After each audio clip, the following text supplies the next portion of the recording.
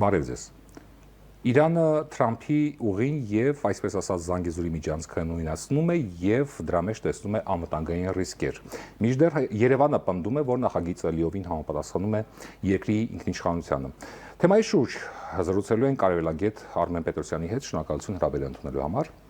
Եվ այսպես դուք մտահոգություն եք հայտնել Թեհրանի հայտարարությունների կապակցությամբ։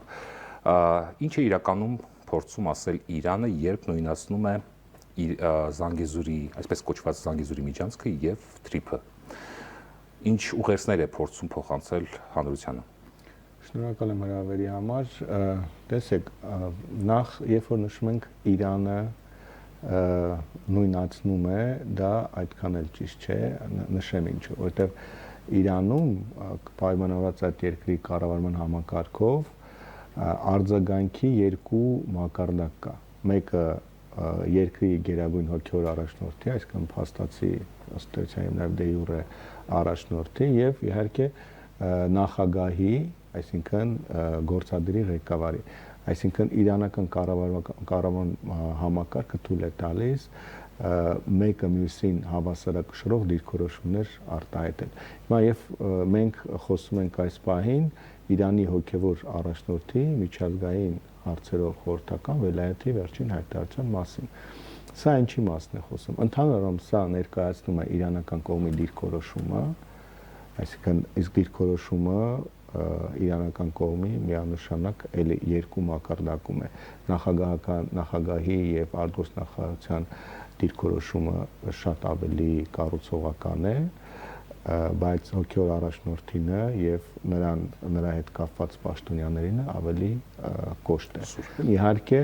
հոգևոր առաջնորդի ինստիտուտի իջած ուղերձների հիման վրա։ Տեսեք, մոտեցումը իրանական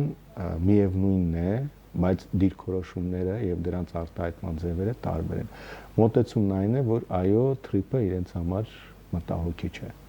Թրիփ նախագիծը մտահոգիչ է, ընդհանրապես Հայաստանի տարածքով այդ ուրեմն երթուղու դա կլինի այսպես կոչված Զանգեզուրի միջանցքի տեսքով կամ Թրիփի տեսքով այդ նախագծի իրականացումը չի բխում Իրանի շահերից։ Մոտեցումը դա է, բայց դիրքորոշումները տարբեր են։ Հիմա ինչու է վելայաթի նման կոշտ դիրքորոշում հայտնում։ Ընդ որում սա վելայաթի երկրորդ արձագանքն է օգոստոսի 8-ից հետո եւ առաջին արձագանքն էլ բավականաչափ կոշտ էր, սա էլ հստակ ուղերձներ ընդ որում երբ որ համեմատում է Զանգեզուրի միջանցքի հետ, որտեղ նախկինում Իրանը անցյալ 5 տարիների ընթացքում բավականաչափ սկզբունքային դիրքորոշում է հայտնել Զանգեզուրի միջանցքի դեմ, բայց փաստացի այսպես ասենք, հասնելով Զանգեզուրի միջանցք այդ կոնցեպտի, այսինքն ինչ է դա իրենց ներկայացնում, թուրք-ադրբեջանական կամ թուրքական ընդհանուր վերահսկողությամբ ճանապարհ Հայաստան-Իրան սահմանով։ Հասնելով այդ կոնցեպտի չեղարկմանը, որտեղ մենք այլևս չունենք Զանգեզուրի միջանցք, որովհետև Հայաստանի տարածքում Թրիփ արդեն նախագիծն է իր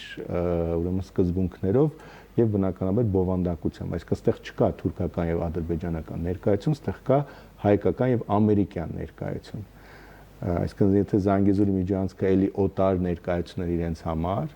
հիմա եւս օտար ներկայություն կա իրենց համար, բայց ոչ թե թուրքական, այսինքն ադրբեջանական կամ Թուրքիայի ներկայությամբ, այլ Միացյալ Նահանգների, որը ոչ պակաս իրենց համար խնդրահարույց է։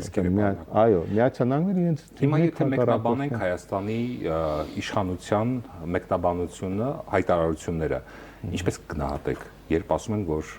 այդ նախագիծը մեր շահերից է բխում, մեր ինքնիշխանությանը չի սպառնում, բայց Իրանում մտահոգությունները գնալով աճում են։ Նախկինում իրանական կողմի, երբ որ իրենք հայտնում են, որ դեմ են Զանգեզուրի միջանցքին, ինչ հիմնավորումներ են նշում։ Իրենք նշում են, որ իրենք դեմ են տարածաշրջանում ցանկացած ուրեմն նախագծի, որը խախտելու է պետությունների տարածքային ամբողջականությունը,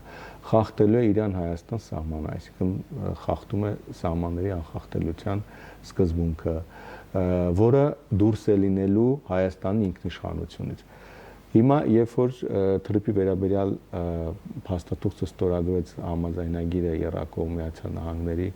Հայաստանի եւ Ադրբեջանի առաջնորդների միջև, այնտեղ շեշտվում էր ինչ սկզբունքներով է լինելու այդ նախագիծը եւ այդ բոլոր սկզբունքները փաստացի դրանց ամրագրումը փաստացի նաեւ ուղերձեր Իրանի, որ տեսեք ձեր արտահայտած մտահոգություններն այստեղ չկան, բայց այստեղ իրանական կողմի համար սկզբունքային ու կարևորն այն է, որ լինելու է կապուղի, որտեղ ներկա է լինելու Միացյալ Նահանգները։ Դրա համար հիմա իրենց խոսույթը փոխել են։ Իրենք ոչ թե նշում են, որ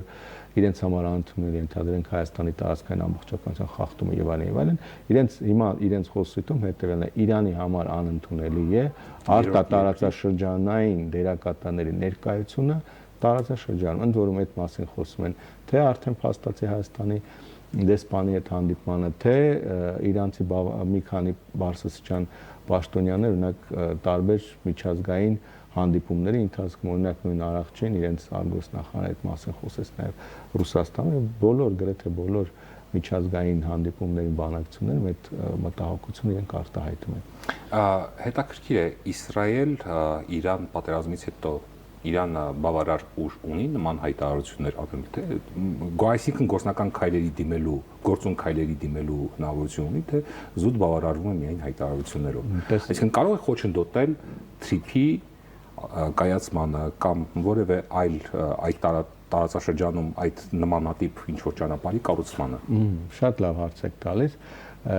Նման հայտարարությունները, նման ռետորաբանությունը իրանական արձագանքի ձևերից մեկն է։ Այսինքն դուք նշում եք խոչընդոտել, Իրանը փորձում է խոչընդոտել նաև այս հայտարարություններով իր մտահոգությունները հայտնելով։ Օրինակ նախկինում Զանգեզուրի Միջանցքի հետ կապված անում էին հայտարարություններ, նաև իրականացնում են զորավարժություններ, օրինակ այդ հատվածներում նման կերպ ուղերձներ էին հաղում։ Հիմա առայժմ դեռևս քաղաքական խոսույթի, այսինքն քաղաքական հայտարարությունների եւ քարոզչական մակարդակը, որտեղ մենք հիմա քննարկում ենք նույն վելայաթի հայտարարությունը, բայց դրանից բացի ունենք փորձագիտական մի քանի արդեն վերլուծություններ են եղել իրենց մամուլում, շարունակվում են այս թեմայի, ընդ որում հենց նույն վելայաթի շեշտադրումներով տարբեր հրապարակումներ հրապարակվել է, այսինքն քաղաքական եւ քարոզչական մակարդակում է այս պահին փորձում Իրանը իր դիրքորոշումն արտահայտել։ Ավելին չի գնում, ինչը որովհետեւ դուք էլ ճիշտ նշեցիք, դեռևս չունի հնարավորություններ, բայց այստեղ մի կարևոր հանգամանք էլ կա։ Ես նշեցի, որ իրանական կողմում կա երկու դիրքորոշում։ Առայժմ դիրքորոշում է հայտնում հոգևոր առաջնորդին մերձավոր կամ նրա ուրեմն նրանքից պաշտոնյան շրջանակը։ Մենք դեռևս չենք տեսել նոր հայտարարություն գործադրից նախագահից, արգոսնախարարից, չնայած նշում եմ, որ չնայած որ հայտարարություն եղել է, որ ինձ համար անթույլատրելի արտատարածաշրջանային դերակատարների ներկայություն, բայց կոնկրետ թրիփին անդրադարձ չի եղել, որտեղ այդ նույն արտատարածաշրջանային դերակատարները թե Վրաստանի, թե Հայաստանի, թե Ադրբեջանի տարբեր մակարդակներ ունեն համագործակցություն։ Այսինքն իրենց արձագանքը այս պահին միայն քաղաքական հայտարարությունների եւ քարոզչական մակարդակում է այդպես մամուլի միջոցով, տարբեր այլ սոցցանցերի միջոցով, Telegram ալիքների միջոցով իրենց ուրեմն ուղերձները հասցնելու։ Ում է ուղղված այդ ուղերձները, ներքին լսարանին, Հայաստանին, Ադրբեջանին, թե Միացյալ Նահանգներին օրինակ։ Սա էլ արդեն գալիս է իրանական քարոզչության նրբություններից։ Այսինքն իրենք ունեն հատուկ քարոզչական հստակ ուրեմն ուղեգիծ, երբ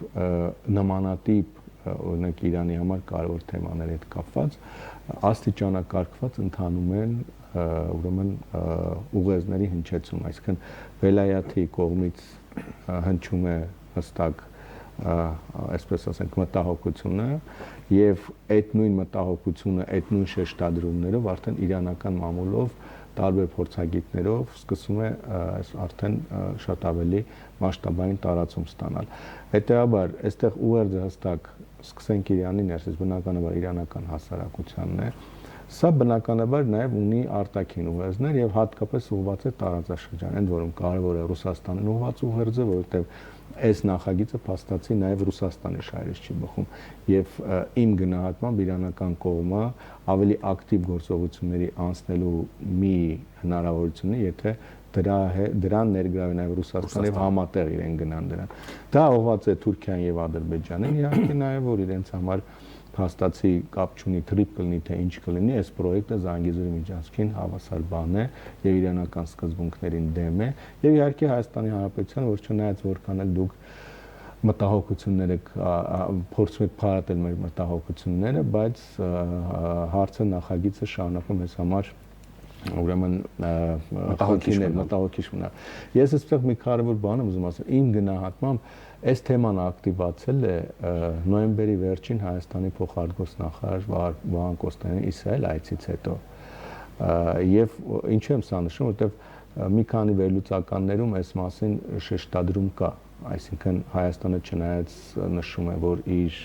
քաղաքականություն իրականացնելիս իր համար կարևոր խնդիրներ լուծելիս հաշվի առնում Իրանի մտահոգությունները, բայց այցելում են Իսրայել, չի բացառում, որ հենց թրիպի հետ կապված ինչ որ հարցեր են քննարկել եւ փորձի առում նաեւ Իսրայելի ներգրավվածություն ապահովել այս նախագծի շրջանակներում, այսինքն իրենց համար թեման կրկին զգայուն է դարձել իմ գնահատմամբ Կոստանյանի Իսրայել այց կատարելուց հետո։ Վերջին առաջիկա ամիսներին ինչ կանխատեսումներ ունեք թրիփի այս նախագծի իրականացման հետ կապված, հաշվի առնելով Իրանի, Ռուսաստանի եւ Թուրքիայի ներգրավվածությունը, շահերի բախումը։ Այստեղ միանշանակ է, որ կա հստակ տարբերություն ձեր նշած երկրների միջև, նշեմ էլի։ Թուրքիայի մի կողմից Թուրքիայի, մյուս կողմից Իրանի եւ Ռուսաստանի դիրքորոշումների միջև։ Այսինքն եթե այս նախագիծը միանշանակ բխում է Թուրքիայի շահերից, ապա որևէ կերպ այն չի կարող կողմ, այսինքն ընդունելի լինել Իրանի եւ Ռուսաստանի։ Ընդ որում վստահաբար նկատած կլինեք իրանական եւ ռուսական կողմի անդրադարձերը թրիփին միաժամանակ եղան, այսինքն եղավ Վելայաթի ուրեմն հայտարարությունը, դրանից հետո եղավ արդեն Ռուսաստանի արտգործնախարարության պաշտոնյայի հայտարարությունը, որ թրիփը իրենց էլ է հետաքրքիր եւ իրենք գտնում են, որ իրենք ունեն բոլոր հնարավորությունները այդ նախագծին մաս կազմելու, նշում են նաեւ գործիքները ինչի համար պետք է։ Այսօր հետաքրքիր ուշագրավ հայտարարություն է հնչել Ադրբեջանից, այդ երկրի նախկին արտգործնախարարը հայտարարել է, որ մեղրիով անցնող երկաթուղին դա Ադրբեջանի սեփականությունն է։ Ըստ էության Ռուսաստանի հայտարարությանը հակասող հայտարարություն է անում։ Այստեղ խաղում է արվում խորհրդային ժամանակներին, որովհետև խորհրդային ժամանակներին այս երկաթուղին, այսինքն մեղրիով անցնող երկաթուղին, որքանով ես եմ տեղեկացված, ինքը եղել է